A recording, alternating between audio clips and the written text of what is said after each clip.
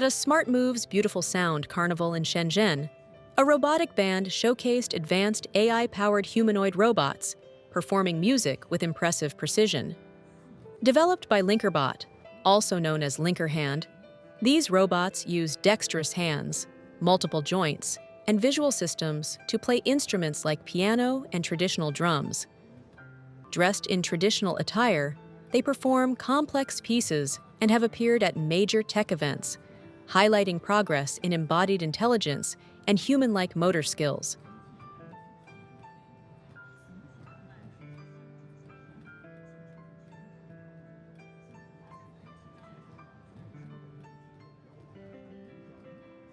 At ZGC Forum 2026, one of the major attractions was a group of humanoid robots, including female-designed models, playing the piano with remarkable precision. Their mechanical fingers deftly performing melodies such as Jay Cho's Blue and White Porcelain, while other robots demonstrated skills like making drinks, preparing food, sorting packages, and even performing in a robot band or lion dance.